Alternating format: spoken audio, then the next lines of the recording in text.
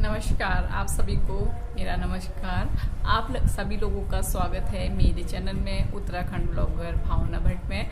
तो आज के जो टाइटल देख के आप समझ गए होंगे, मैं वट सावित्री व्रत के बारे में बात कर रही हूँ कि लॉकडाउन में हम इस व्रत को कैसे करें। तो ये व्रत मैं भी लेती हूँ, तो किस तरीके से करना है थोड़ा सा ये बता रही हूँ। और जिसकी नई शादी हुई है, मतलब जिनका पहला व्रत है, तो वो भी इस व्रत को कैसे करे, तो उनके मन में थोड़ा सा रह रहा हो, क्योंकि कॉलोनी बंद हैं, सारी जगहें बंद हैं, कहीं बाहर नहीं जाना है, कुछ सामान ले नहीं सकते, कुछ नहीं कर सकते। इस परिस्थिति में हम कैसे करें, तो ये सब बातें बता रही हूँ। और जो लेते हैं उनने कैसे करना है, और मैं भी कैसे करूँगी ये भी बता रही हूँ। सबसे पहले यह व्रत ज्येष्ठ अमावस्या को मनाया जाता है। जो ज्येष्ठ माह की अमावस्या होती है उस तिथि के दिन यह व्रत मनाया जाता है, उस तिथि के दिन यह व्रत आता है। तो इस वर्ष यह किस दिन है? यह है 22 मई को, और उस दिन है शुक्रवार है, 22 मई दिन शुक्रवार। और यह व्रत कितने बजे से कितने बजे तक शुरू होने वाला है, तो ये बता देती हूँ। यह व्रत 21 मई को रात 9:35 से लेकर 22 मई को 11:60 तक 11:60 तक रहेगा। तो इसकी समाप्ति 11:60 पे हो जाएगी। तो इस व्रत की, और 9:35 से 21 मई को ये व्रत शुरू हो जाएगा। और इनको ये व्रत हम क्यों करते हैं? पति की लंबी उम्र की कामना के लिए करते हैं, और संतान सुख के लिए करते हैं, और संतान सुख के लिए करते हैं। और ये व्रत किसने किया था और क्यों किया था? यह व्रत सावित्री ने सत्यवान के लिए किया था, जिनने अपने पति की प्राणों की रक्षा करी थी। इस व्रत को लेके सत्यवान और सावित्री कहानी तो सबको पता ही है कि किस तरीके से उन्होंने यमराज से अपने पति के प्राण ले लिए थे, वापस ले लिए थे, और अपना पूरे सास ससुर को पूरा राज्य दिला दिया था, और अपना भी 100 पुत्र प्राप्त करे, और सास ससुर को, माँ बाप को, सबको राज्य सुखी, ये सब उन्होंने इस व्रत को लेके कामना की थी। और यह सब बातें उन्होंने वट वृक्ष के पेड़ के नीचे करी थी, तो इसलिए वट वृक्ष का बहुत महत्व है इसमें। तो चलिए फिर हम किस तरीके से करेंगे ये बता देती हूँ।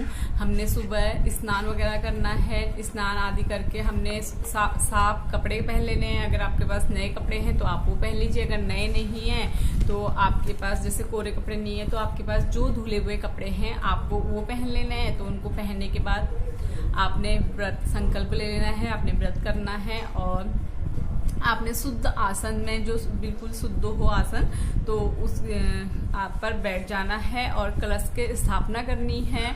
और अब बात आती है कि वट वृक्ष की। तो अगर आप, जैसे बहुत से लोग तो बोलते हैं कि वट वृक्ष की टहनी तोड़ के ले आओ, तो मेरा मानना ये है कि जिसकी हम पूजा करें उसको नहीं तोड़ना चाहिए, खासकर उसकी पर्पस के लिए। जैसे हम उसकी पूजा, मतलब वट वृक्ष की पूजा करें तो उसकी टहनी तोड़ के ले आएंगे तो वो सही नहीं है। तो आप क्या करें, रहने दीजिए, मत तोड़िए। अगर आप उसके पेड़ के पास नहीं जा सकते हैं तो आप क्या करें, तुलसी माता का जो पौधा है तो आप उनकी पूजा कर लें। तुलसी माता में ब्रह्मा विष्णु महेश भगवान जी का वास होता है। तुलसी माता तो कितनी शुद्ध मानी जाती है। अगर आपके पास तुलसी माता का पौधा भी नहीं है तो आप कलश स्थापना कर लीजिए। तो जब हम कलश की स्थापना करते हैं तो उसमें तो सारे देवी देवताओं का वास हो जाता है। और आप जैसे कलश स्थापना करते हैं तो सबसे पहले भगवान गणेश का आह्वान कीजिए, ब्रह्मा विष्णु महेश गौरी, मतलब जितने भी भगवान हैं उनका संकल्प की, मतलब स्मरण कीजिए, तो भगवान वहाँ पर आ जाते हैं। तो आप उनकी पूजा कर लीजिए। और आपने क्या करना है, जो कच्चा जो सूत का तागा होता है तो उससे उसकी परिक्रमा करनी है। जो जैसे हम वट वृक्ष की करते हैं उसी तरीके से हम उनकी परिक्रमा कर लेंगे। अगर आप पहले से इस व्रत को ले रही हैं तो आपके पास इस तरीके की पुस्तक होगी, तो आप इस पुस्तक की पूजा कर लीजिए। और आपके पास कैलेंडर भी होगा। तो और फिर हमने पूजा के लिए बैठ जाना है। फिर आसन साफ कर लेना है। उसके बाद हमने ओम गणेशाय नमो का जाप करना है। उसके बाद हम सारे देवों को बुला लेंगे, वहाँ पे आह्वान कर लेंगे पंचदेवों का। उसके बाद हाथ में कुश ले लेना, तिल ले लेना, और ओम नमः ज्येष्ठ मासे का संकल्प कर लेना बस। और सावित्री, जैसे इसमें बनी हुई है सावित्री की फोटो बनी हुई है। तो अगर आपके पास ये वगैरह ये नहीं है, जो नए कर रहे हैं, तो आप क्या कीजिए कि आप आटे से और हल्दी से उनकी ऐसे कोई चित्र बना लीजिए तो आप उनकी पूजा कर लीजिए। तो ये भी बहुत अच्छा तरीका है, इस तरीके से हम कर सकते हैं। और फिर उसके बाद हम सारे भगवान का आह्वान करेंगे और अर्घ देंगे और आचमन लेंगे, और फिर उसके बाद ओम नमो ब्राह्मणे सौ सावित्री मंत्र का जाप कर लेंगे। और इस मंत्र को पढ़ते हुए जो हमने वो लिया अर्घ लिया उसको अर्पण कर लेंगे। इसी प्रकार तो आपने क्या करना है, सिंदूर और चावल वगैरह जो भी है लेना है, फूल लेना है, फूलों की माला ले लेनी है, फल ले लेना है, धूप ले लेना है और दीप ले लेना है। आप अब इसमें तांबुल भी चाहिए, चलो वो नहीं है कोई बात नहीं। तो फिर हमने क्या नैवेद्य, अगर आपके घर में कोई नैवेद्य है तो आप वो नैवेद्य चढ़ा दीजिए और विधि पूर्वक पूजन कर लीजिए। और अंत में आपने आचमन ले लेना है और उस हाथ में पूजा लेके भगवान हमारे इस व्रत को सफल करो, बस ये इस मंत्र का हमने जाप कर लेना है। और लास्ट में हमने कपूर लेके भगवान जी की आरती कर लेनी है। तो आप आरती गौरा माता की कर लीजिए, शिव जी भगवान की कर लीजिए।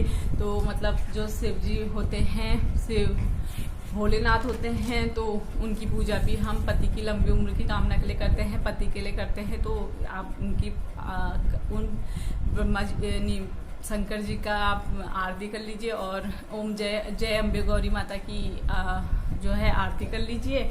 और चलो अब हम आपको बताते हैं, मैं आपको बताती हूँ कि आप किस प्रकार से इसके पूजन करें।